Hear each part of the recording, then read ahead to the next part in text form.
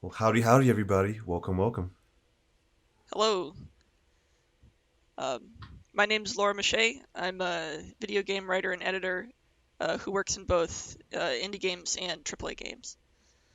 And I am Davionne Gooden. Apparently, I make video games, specifically an indie game called She Dreams Elsewhere, which is a surreal adventure RPG about dreams, nightmares, and just having a not fun time in your mind. Oh my god, that rhymed. Effortless bars. Yeah, Um, that's but pretty yeah, sweet. I Uh, try. uh, my current project that I can talk about is I'm writing the content for Blendo Games' next game, Skin Deep, which is a game about being a insurance commando frozen into a spaceship who has to wake up and prevent pirates from stealing the haul. Very much down for that. Uh, so yeah, we're both video game writers. I also do video game editing, and something that we both have in common is that we create games that have sometimes interesting text formatting on screen while you're reading the text. One of the first Twine games I ever made that anybody ever played was called Swan Hill, which had a two-tone uh, link color system back when that was pretty uncommon in Twine games. And I know that when I played your demo of She Dreams Elsewhere, I noticed you had a lot of like cute text effects affecting the words, like little animations playing on the text, um, color and style used to like communicate emotion and stuff to the player, which I found interesting because that's also something I'm super interested in. Yeah, it's one of those things where with my game like being like all like pixel art and like no like actual like voiceover, um, I want to like communicate like the vibe as much as I can. Especially like since the game like just uses like it's very heavy on like just naturalistic dialogue, right? Yeah, Um, which is great when like you're saying that natural dialogue like in a film or like on stage or wherever else. But with like a pixel art game with again like no voice acting, um, it's a bit harder to like get that desired effect. Um, so for me, I had to like just kind of like get a little bit creative with it, like add in like you said, like those text animations where um, not only does it like emphasize the text, but like it can also like the meaning of it changes like based on like that context, right? Like you can have like yeah, the shaking text that can mean like anything from like anxiety to anger, chaos, just pure excitedness, like just everything and everything, yeah. It's like an additional channel for communicating emotion. right. Um, and it also like it's common in indie games because like you said it does sort of give like a performance quality to the words, but I've even seen it used like quite a bit in AAA games like Animal Crossing. I think uses a little bit of it. Yeah, plus I think it also just adds like a ton of charms to the game itself too. It's um like I was just saying, like any way that you can like just get across the emotion and like whatever you're trying to convey, um, however way you can like make that happen, I would say to make that happen, and it's been working out for me. And I'm sure like all these other games out here too. So I don't know, it's Yeah. fun to play around with. When you write text for your game, do you? Well, I guess a better question would be, did you design all these text effects before you started writing most of the content for your game? Or as you were writing, did you sort of come up with the realization that like, oh, this would be more effective if I had like a shake here or like undulating words here or something like that? Yeah, pretty much the latter. So Studio Zevere is developed primarily in RPG Maker, which I've been using it for about like a good 10 years now. So like that tech system, it comes like very naturally to me.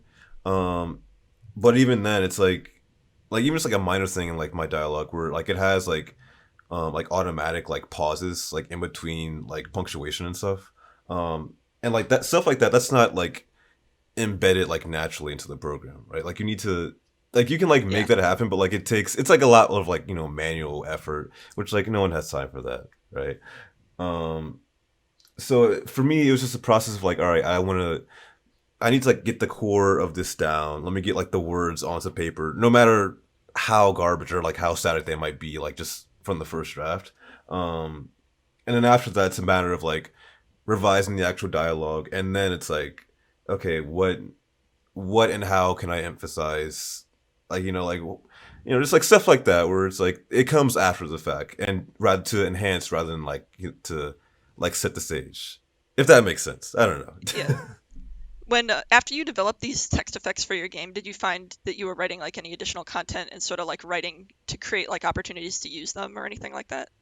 I know that when I started exploring the space of like text formatting in text centric games, after I created these tools for myself, after I created these like different paintbrushes, I guess, I found that I was like thinking differently about the text and deliberately writing situations where I could use weird text effects. Oh yeah, definitely. There's definitely moments where I'll be like writing like some dialogue or whatever, and I was thinking of a line and I'm like, oh, like this line would pair like perfectly with like this extra super large like font with like the shaky and like curvy text effects on with like maybe a little bit of color, like just stuff like that. I think it's just fun.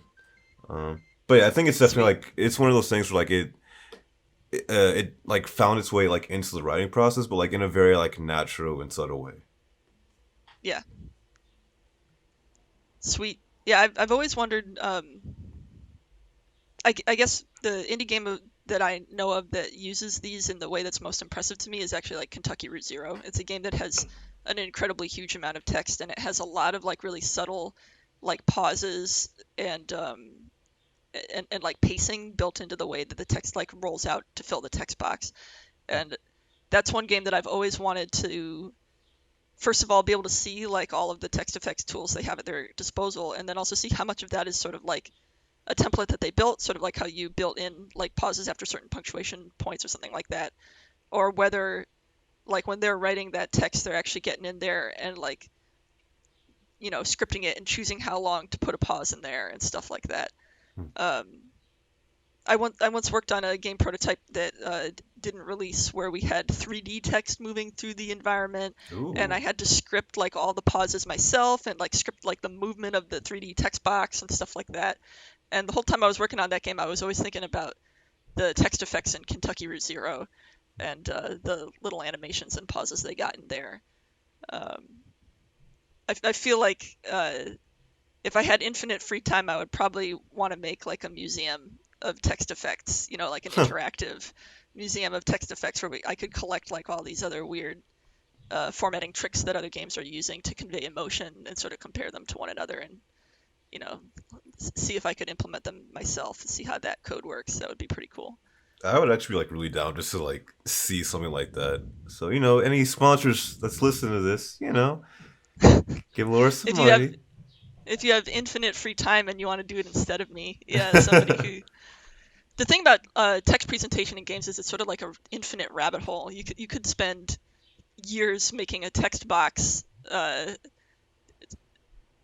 do exactly what you want it to do, like in every different emotional context or whatever. Like text effects, but also like word wrapping, um, reusing text boxes in different locations in the game or in different uh, configurations. Sometimes I feel like text is a surprisingly huge like UX rabbit hole that people don't really expect.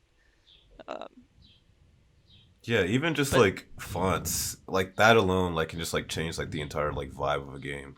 Like oh yeah, playing like something like if you look back like the PS1 era, where like you take like Final Fantasy VII compared to like even Final Fantasy IX versus like a game like Vagrant Story, which is like has like this like super like Shakespearean esque like both dialogue and just like UI. Like it's such like an incredible like difference. So I don't know. I find it like really fascinating. when you were thinking about this stuff for She Dreams Elsewhere, was there a particular like old school JRPG that was particularly inspiring to you for like story presentation stuff? I'm a big fan of Earthbound and the Persona series. Earthbound especially was the one that like kind of like laid down like the overall like foundation for the game. Um, and it was the original mother and Earthbound and SNES that really like kind of like that overall like minimalist like aesthetic like text box in the corner like also like kind of like a natural not like natural dialogue but like a natural flow to the dialogue if that makes sense. Yeah. It's like that type of stuff that like really like resonated with me. um I don't know, how about you? Has there been any specific games that have like really inspired you on like the text and like UX side? Yeah, I mentioned Kentucky Route Zero. I think I was also like surprisingly inspired by just like a lot of the really subtle things in Animal Crossing, which I mentioned. They do some cute things with text size, and they also do some cute like audio stuff, right? Like those little voices that sort of play out as the characters are talking. They're so Have cute. They have such a huge impact on the way that you read the content, right? Like they uh, they completely set the stage for like your emotional state, you know. Um, so I've always been super impressed by that. I think audio is one thing that's sort of like a little bit beyond me, you know. Like if I made this, you know, like text presentation museum, it would definitely have all the little like beep beep beep beep beep beep like sounds that like old school games make um when you when you play this content out. And a lot of those, like, they do have a pretty huge impact on the way that you think and feel about the words that you're reading. Um, I know that a lot of players seem to think that text-heavy games are sort of like not worth as much or not as cool as games with a lot of VO, but I really do feel that they're like two different um, like genres almost of storytelling. That there's like a completely different palette of like tools, like artistic tools and sort of like experience brushes, you know, that you can apply to story when you're working just with text and when you're relying on things like fonts, animations, accompanying audio, stuff like that, that you sort of have to surrender when you focus more on VO. Um, and category one is, I think, what's more interesting and exciting to me, the text focused stuff. Oh yeah, I definitely agree. Like even like the way that I write, even though like I'm going for natural dialogue in like pretty much all of my projects, like no matter if it's like film or games or whatever.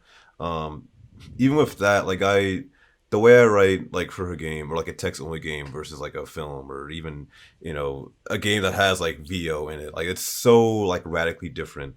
Um, and you really do have to like kind of put yourself in like a different like mindset and just workflow for it all. Um, Yeah, but as I've said many times, like I think it's fun. It's part of like just what I find really like fascinating about game dev and like just like the little details of it all. Like they really do make an impact at the end of the day, you know? yeah.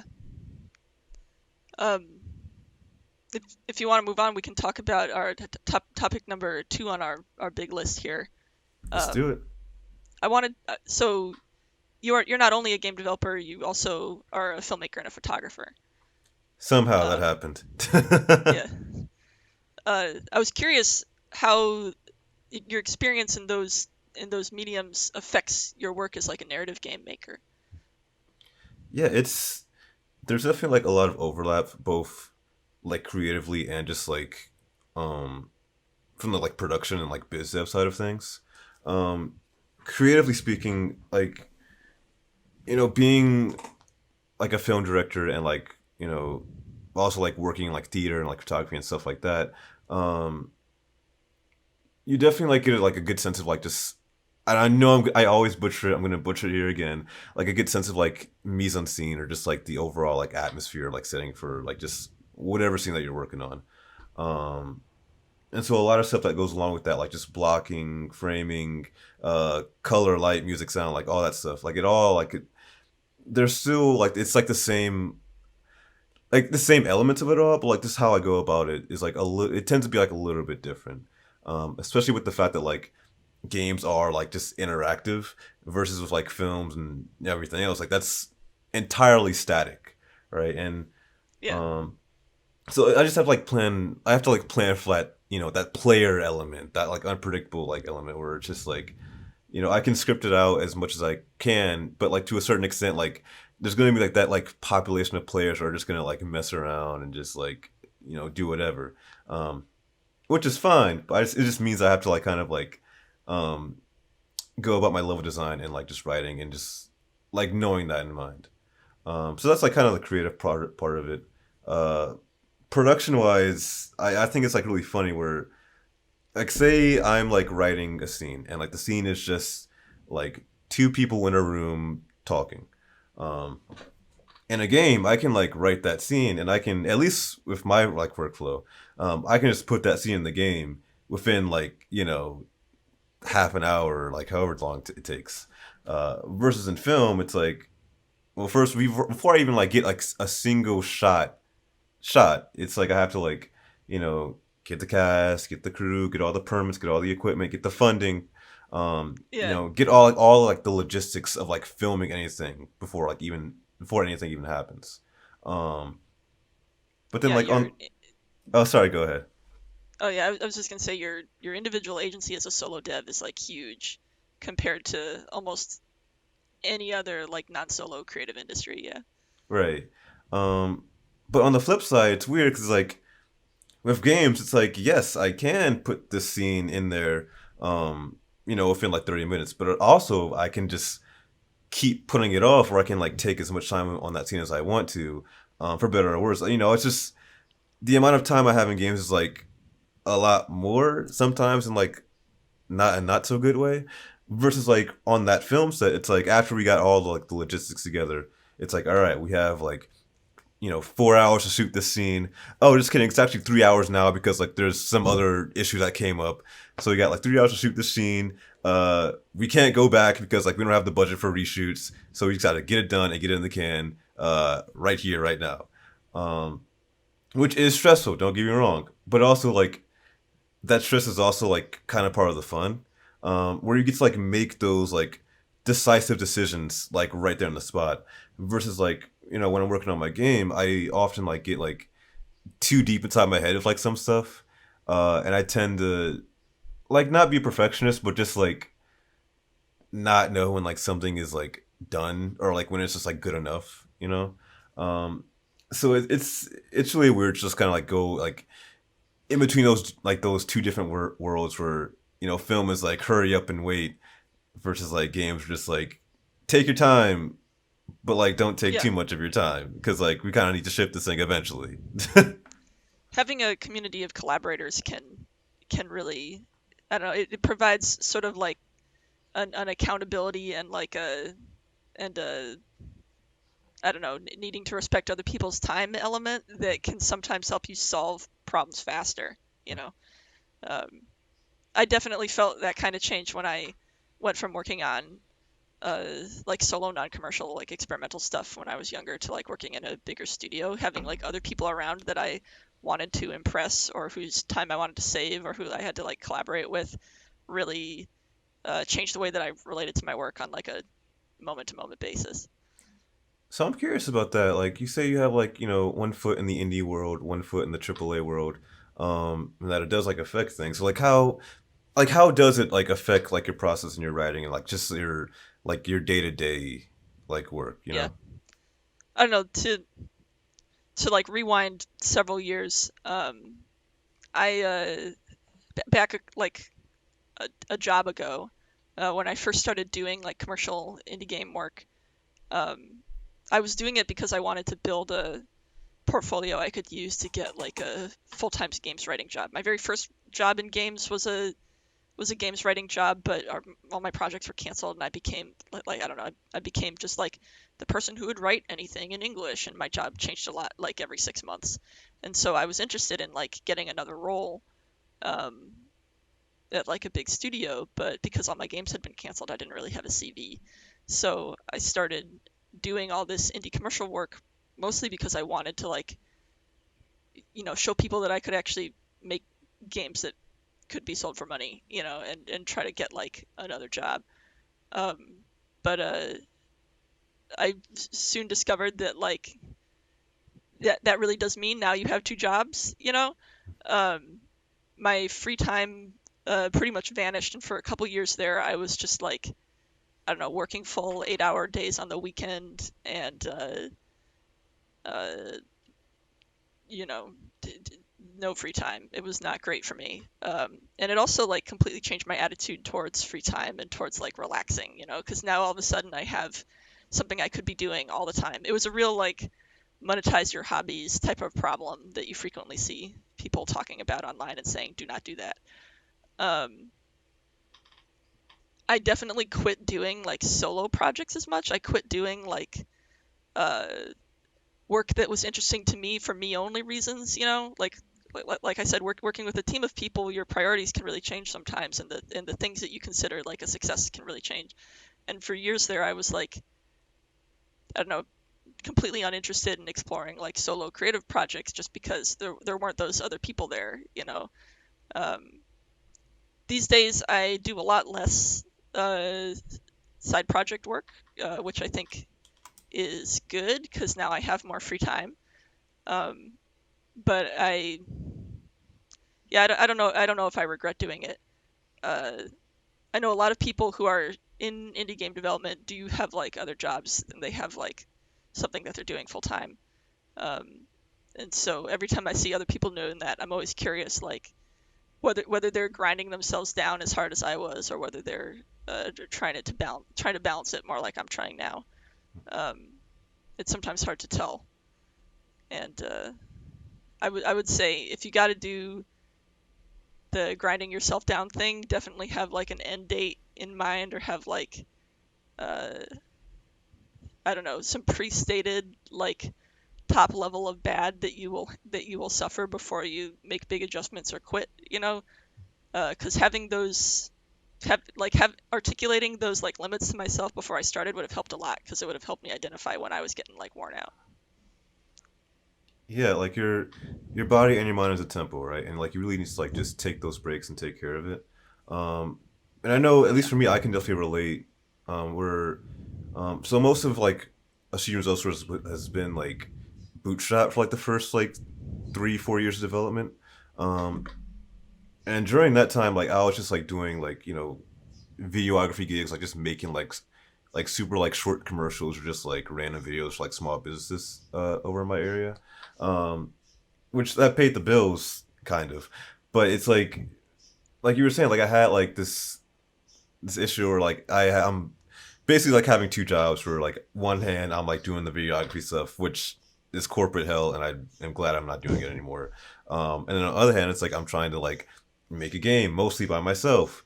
On and that's like on top of like trying to like eat food and like get sleep and also just live my life because like that's like an actual like big part like before like anything in my opinion. Um, so it's definitely like a weird like balance to strike, especially like when you're in like kind of like the earlier stages of it. Um, and yeah, I wish I could like go back to like my younger self and be like, hey, maybe like don't burn out this quickly and this stupidly because it's not a fun time. Yeah. But hey, but that's how we learn. That's how we grow. So it's good to hear that you're Yeah. doing a little bit better. Yeah. I don't know, when I was younger, I thought that I could hit some happy medium where I would be like making something that was artistically valuable to me that I would have like full creative control over, and find out a way to survive doing that. But I think that no matter what stage at all you're making, like no matter what stage you're at, you're making like those kinds of like how do you spend your time trade-offs. Hmm. There's the grind of having two jobs where you're trading away like your peace of mind and your well-being to get stuff done. And then when you're in a more commercial space, sometimes you're trading away like the ability to focus entirely on just the art stuff to like having to spend a lot of your time on the fact that all of a sudden you have like a business, right? um, Got and taxes and stuff. Got to yeah. make like an LLC. Like, what is this? I ain't sign up for this. Yeah. And I think I don't know, I think the thing I've learned is that just um, I probably, when I was starting games, I just had no idea that like the way that people talked about or represented how they were spending their time on like social media or on their blog or something probably wasn't accurate. People who were shipping really really cool stuff in their spare time were not revealing how miserable they were at their day job or how hard it was to balance their work. And then people who are like running small indie studios weren't revealing all of the slog they had to do with the business side of things, or with how difficult it is to like run a small business or to like be responsible for the lives of other people and their well-being. Um, and nobody is or can be like completely honest about how they're spending all their time. So the judgments I was making were not super informed. Yeah, so I'm curious because we're talking a lot about like well-being and like the work-life balance. Um, Considering the events of the past what 12, 13 months now, and this whole fun time that we're all living through. Um, I'm curious, like, how have you been holding up, like, during this whole pandemic fun time? Like, like, how has your work been affected? How has your like, work life balance been affected? Like, how, Like, how have you been kind of like handling this whole situation? Yeah, so I found that oh, one second, my camera is deciding to pick up uh my camera is really interested in my couch. Okay, yeah, I found that actually, I don't know, the pandemic has had a weird effect on me because like I'm doing like 8 hour day job work, and then I'm also on some weekends I'm doing like indie work, right? And I found that the pandemic has made me more efficient at working for the man, right? Like I I like having like an enclosed space, my home, where I can work silently and people can't interrupt me, And some things about the work I do at my day job I've gotten like way, way, way, way, way more efficient at. And this is despite like all of the like, oh my God, the world is collapsing stresses that we've all been experiencing. But then I've also found that the solo projects that I was working on, or like the things that I was seeing because they were interesting to me personally, I just completely lost uh, all motivation for, right? Like my partner and I made a couple games at the very start of or we made one at the start of the pandemic, and then we made one later on. And I was able to get through those and through my other side gig indie work because I had like another person to impress, like somebody I was accountable to, who uh, I had made promises to and who I wanted to impress. But then the stuff I was making for myself, I was just too exhausted to do any of it. Like it's it's pretty brutal to motivate yourself just through your own like will to get something done in an environment that's sort of like actively sapping your will to do anything all the time. How about you? Because you're a solo dev, so uh, but what you're up to is a little bit more like the thing that gave me trouble. Yeah, I'm definitely like in that like weird spot too. And like your last line, it pretty much like hit the nail on the head. Like it's like my game, it's all about like keeping up hope in the darkest of times, and it's kind of hard to make a game about that when like you yourself are like going through it and like barely able to keep up that hope, right? Um, and as far as like just workflow wise, like it's so I work out of this co-working space here in Cleveland for like most of development, which I still love it. I still like go back like maybe like once every few months just to pick up mail, but it's like I enjoy like having like my like working from home, especially now where like I have like I moved into my own like apartment for the first time back in August. So now I have like a full space where I can like just work on my own, just to myself, and I don't need to have like any like you know 55-year-old man coming up to me like, so how do you sell video games? Do you make money? How does that work? Even after I've explained it multiple times. So not having that is pretty nice. But on the flip side, it's like you were saying, like I've kind of like lost like all motivation to really like work a lot of the time. Um, and it's really awkward for me because it's like it's a personal project, but also it's like, you know, I have like a PR team and a porting team, and it's gonna be on Game Pass and Switch and like all this stuff. Like there's like actual like expectations and like not like deadlines because like the people that I work with, they've been like very just like super supportive and like telling me to just take my time, which is great. Um, but there is that kind of like unspoken like external pressure, most of which is like just in my head of like, okay, like you got to be like working like right now, like you got to like keep this up, but also like we're going to like a global pandemic where like I just want to like play Smash and like chill with my cat all day. That's what I really want to do most of the time. um so yeah, it's just hard to like just keep up that like work life balance, especially when like you are surrounded by your work like 24/7 and like you're mostly just working alone. um so yeah, that's like a really long way of saying that it kind of sucks, but um I think the stuff that I've made during the pandemic is actually like potentially like some of like my personal like favorite and like best stuff that I've like worked on so far. Um, especially like with the game like being all about like mental health and like self reflection and like all that stuff, and like me doing all of that throughout this entire year. Um, I Yeah, think it's really strengthened the product overall, and it'll be like very like relatable like once it like actually comes out. It's just the actual process of like getting there. It's been rough. I bet. Were there were there any things that you relied on from your like local development community that you like are really eager to get back after the pandemic ends, you know? Um, so at that co-working space, it was like more like it was more like entrepreneur and like small business like oriented, like mostly just like realtors and like accountants and stuff like that. Um, but Gotcha, we, yeah. but we do have like a small like local game dev group, the Cleveland Game Devs, and they're absolutely amazing. Uh, and we haven't been able to like meet in person since, you know. So I'm really looking Yeah. forward to like actually like getting to see all their faces in person after this ends.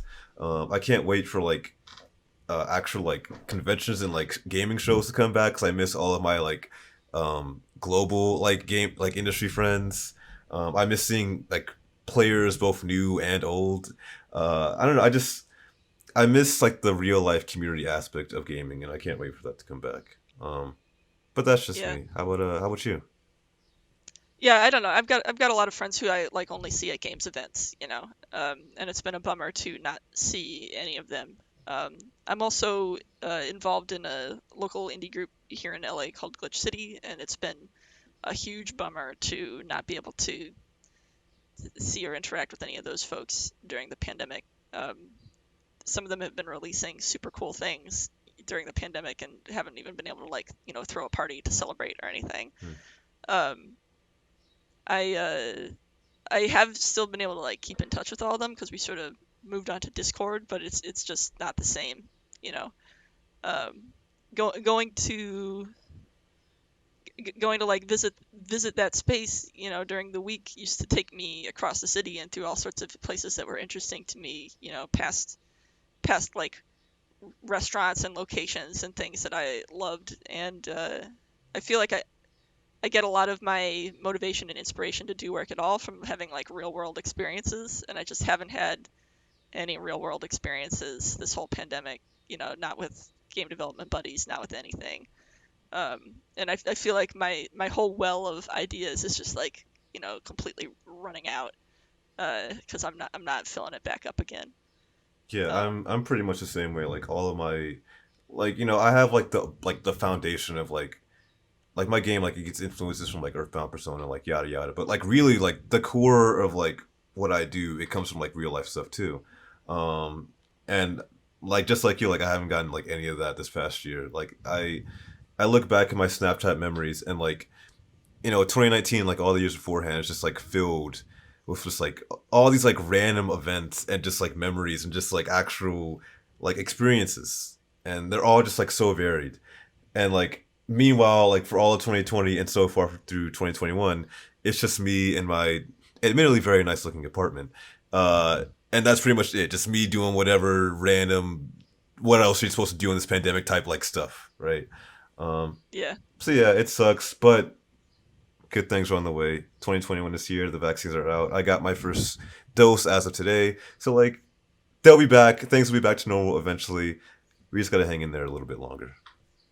yeah. I remember when I was playing the demo for She Dreams Elsewhere, it starts off with all the characters going to a party, and I was like, "Oh, I wish I could go to a party. That would be very nice." You know? Yeah. Um, I definitely can't wait to, I don't know, go back to a games convention someday and go to, I don't know, I used to complain about those like super loud, overwhelming parties or whatever, but now I kind of want one. They'll be Yeah. back soon. And then we can all just yeah, we'll all go to PAX. We'll all just be like super ready to go to PAX, and then we'll just be over it as soon as it ends, just like normal times. Can't wait for Yeah. it. Which PAX is closest to you? PAX East. That's the one that I used to go to all the time back when I lived on the East Coast. Yeah. Hey, yeah, I've only Yeah. ever been to PAX West in 2019, which I technically wasn't showing at, but I kind of was at like the outside events, and then PAX East, the most recent one slash last one. That was at the first like kind of like big convention where I actually like showed off at with like a full booth and everything.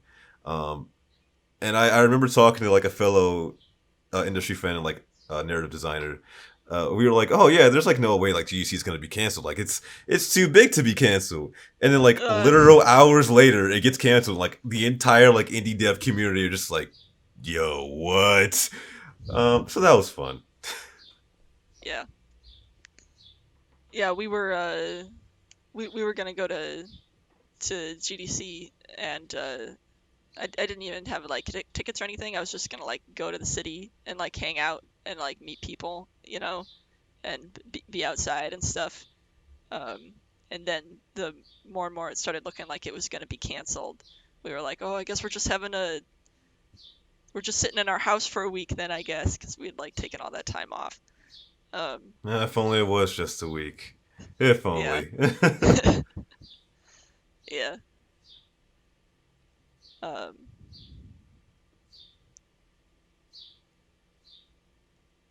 we've been recording for a while now, but we're still below our LudoNarraCon mandated 45 minutes of conversation. But we Are have you hit all of really? our we've hit all of our pre-prepared questions. So I don't know if there's um yeah, I don't know. I've got another question actually about She Dreams Elsewhere if Sure. you want to go back and talk about that. Um, Something that I noticed while I was playing the demo, and you mentioned this also a couple minutes ago, is that the characters have this really um, naturalistic, like relatable way of talking. And they have these experiences like going to a party and having like a really awkward, unpleasant experience at a party and stuff like that that are like really, um, relatable, natural human experiences that everybody has. And then early on in the demo, the characters end up in a mysterious dungeon that's an eerie, unpleasant place. And something that I noticed was that when the characters were communicating with the dungeon, because there's like things in the dungeon that talk to them, uh, the dungeon actually uses this like heightened fantasy dialogue to talk back to them. So there's this huge difference between the way the characters talk and the way that the like environment addresses them. And I thought that was super cool. Were you inspired by like any other JRPGs or something like that with the way that the dungeon talks and the difference between the way the characters speak? Definitely Persona was like a big one. Especially like in that game where you have like the social link side or like that's like you're kind of like average like talking to characters, making friends, like all like the grounded like social stuff. And then it's like you got the dungeon crawling side where like you go into like some weird dimension and like you're just fighting like these like weird like creatures and like these weird surreal environments. Um, like I'm a big fan of like that divide between like real life and then like the dream world. Um, Especially with like the dream world where like there's so much like creative potential, like what you can do, what you can say, like how much you want to exaggerate it, how little you if you want to like go like a little bit more like lucid. um Stuff like that is like always like been really fun to me. uh and just putting in that like actual like human element, especially like with Dahlia, where it's like the entire game is like just in her like through her like lens. Everything like from the dialogue to like the actual level design is like just it reflects Dahlia and like her emotions and like just what she's going through. Um, so I don't know. It's one of those things. I'm trying my best at it. I hope I'm decent. I hope I'm not messing it up just yet. But I still got a good amount of time to mess it up in the end. We'll see. I I think it's looking really cool. If anyone watching this hasn't played the demo yet for She Dreams Elsewhere, it's a quick demo to play through and it's really good. It's got a lot of um, it's got a diverse range of gameplay experiences. I was really impressed that you got everything from like the sort of like low key, exploration and like interpersonal interaction stuff there, and then you've also got this like extreme dungeon experience with these really wacky enemies and like hypnotic scrolling textures and stuff like that. It was super cool. Thank you. Yeah, Yeah. it took a hell of a lot of revisions to get there, but it's there. It's actually that demo is actually kind of outdated at this point. There's been even more Oh, revisions really? afterwards. But yeah, writing at the end, writing is rewriting. At least that's what my screenwriting professor told me. So Yeah. I think the metaphor I heard was that writing is like you're just like baking a cake, and for some reason you just keep baking the same cake over and over again, and at some point you just got to admit all these cakes are tasty, and like put one of them on the table. But yeah, sometimes it's um I don't know. You can see a huge difference in usually the earliest playable version of a game and then in the thing you ship. I'm curious. Has there been like for you? Has there been like any like huge difference between like when you like started like writing like a scene or like just whatever versus like how like it finally turned out? Like, was there a moment of like, oh, this wasn't the thing I planned on writing, but here it is. Yeah, I guess so. I'm I've been working in environments for a long time where you got to have like, like a paper flat ego, like you can't stick with something just because you like it. The important thing is whether the audience understands it. And so I've been in a lot of situations where I thought I was pulling something off, and then I showed it to someone and they just had no idea what the hell I was talking about. So I had to throw it in the trash and start over. Um, Oof. yeah, that's pretty common. I'm trying to think of like a good individual example, but I feel like it happens to me so frequently that it all kind of just becomes a big soup. Um, I did a lot of writing and editing for Where the Water Tastes Like Wine, and there's a couple events in that game where I tried writing one version of the event and it just totally didn't work, so I had to completely start over. In that game, we were sort of using pre-drawn art as sort of like a writing prompt. We were delivered these like giant folders full of these beautiful sort of like ink drawings, and we had to choose one and think of a story to tell about it. And if the story didn't work, I would just like throw it out and do a completely different one. Um, That's kind of a neat way of doing it, actually. yeah, it gave us a lot of freedom. Sometimes if you are writing before the art has been created, you then have to do the work of like describing what kind of art you think you need and making sure that this doesn't request too much of the artist, and making sure that the request you're making sort of fits within the scope of the project and the work that your art team is available to do.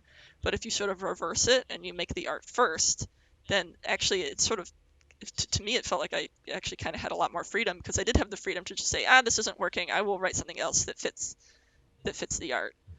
Um, Something that I believe now that I didn't really expect to believe when I was younger is that I don't actually need a lot of creative freedom to do good work.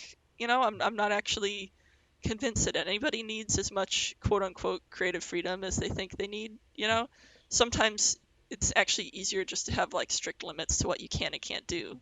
Like, this is a drawing of a frowning guy, which means my story has to involve a frowning guy. He has to be sad. It'll probably affect the tone of my story. It'll probably affect whether or not it has a good outcome. But I still have a lot of other flexibility, and I can still, own that story and make it cool and interesting for reasons I select. But I was pretty limited on like what I could actually do. And then for a lot of those pieces of art, they were even more limiting than like a frowning guy. They would be like, there's a great one that was like a bowl lying on the ground with like swords stuck in it. And that's like a very specific piece of art. It requires you to use that image in your story somewhere. There has to be a stabbed cow in your story somehow, and that's hard.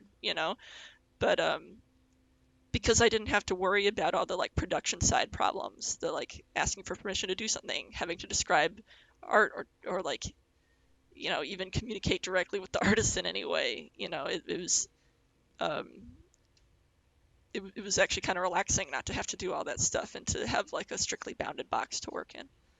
Yeah, that's the thing about writing is that like you can change it as easily and as much as you want to, but like that's gonna like affect everything else in the production Oh process, yeah. right?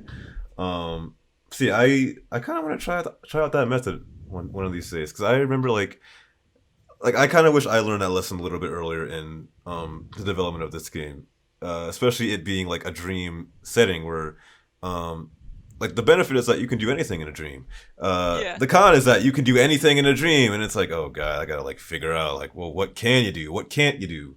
Like, Yeah. there's stuff like that. So I don't know. I definitely do like in the future like want to like have like more like concrete like limits and more like efficient like workflows going on to like just future games and project and whatnot.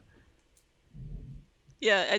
I think sometimes writers get to a point where we actually have like a lot of pride in our ability to work in like incredibly limited spaces. Like, I and some of my friends in game dev have like a lot of pride in our ability to like hack stories together out of bits that aren't working, or to like explain um,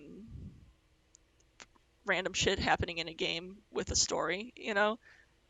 Sometimes being wedged into these weird, uncomfortable little spaces actually like teaches you a lot about what you're capable of and gives you additional reasons to be proud of your work besides just like, you know, the dialogue is good, the story's good. You can say, I took this impossible situation and I made it seem natural and cool, you know, which is actually like a lot of fun. Um, so yeah, some I forget what it was. I saw it on Twitter a couple months ago where somebody was like, game dev might be for you if you really like like games writing might be for you if you really like the situation of somebody running up to you with like a completely busted game and saying like, explain this so the player likes it, please. like that's it's actually kind of like cool and satisfying to be able to do that. Do that, and then also write like a million different variations of pick up that gun. Oh God, yeah. Yeah, I'm lucky that I've actually never had to do that.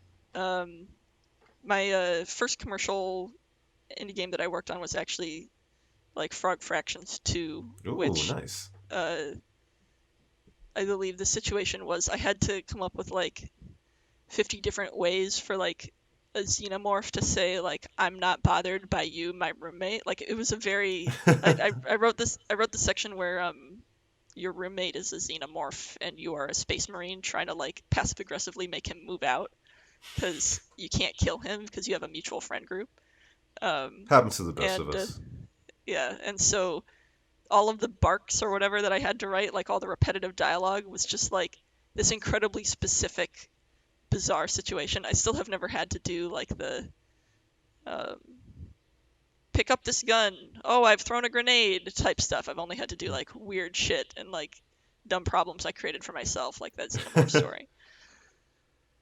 Yeah, it's always like those fun stories in game dev where it's just like you're like you kind of get to a point where it's like, all right, how like what series of events in my life like ended like got me to this point, but like that's kind of the fun of it, you know.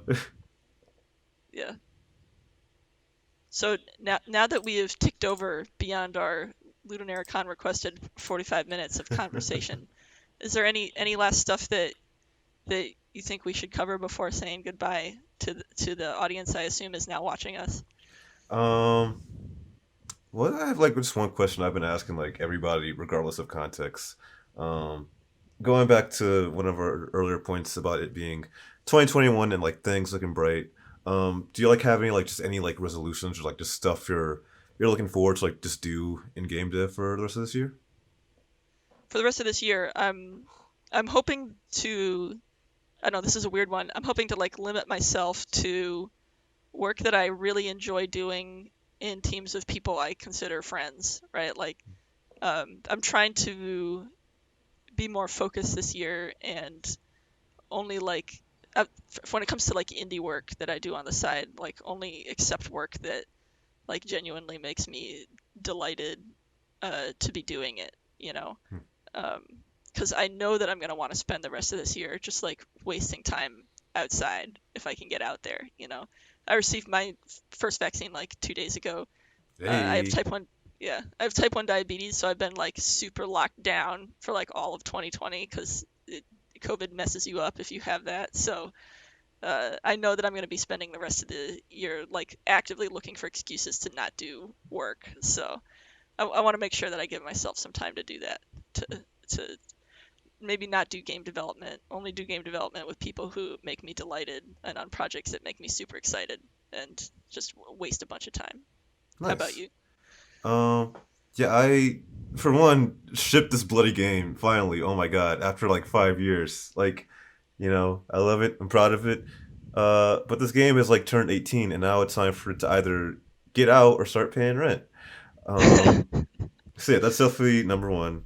Um, but then beyond that, just like even though like I'm working mostly alone, like I do want to like find like more areas where I can just like be like, hey, I could do this one thing, but like let me not because someone else can do it better, or because I just don't want to, and like I have like a million other things to do with my time. So I'm gonna pass it off to some other person who can do it much faster, way better, and just overall just kill a job way better than I could.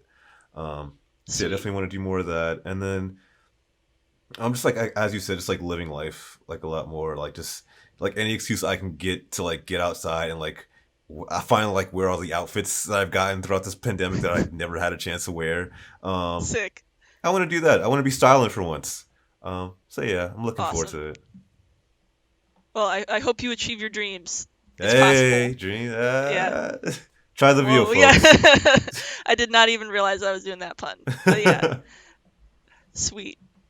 All right. Thanks for talking. Thanks for talking. It's been Rio. Everybody watching, thanks for watching. Y'all are awesome. Yeah, And yeah, everybody just stay safe out here. Hang in there. Um, and remember to drink some water because that's very important. it is.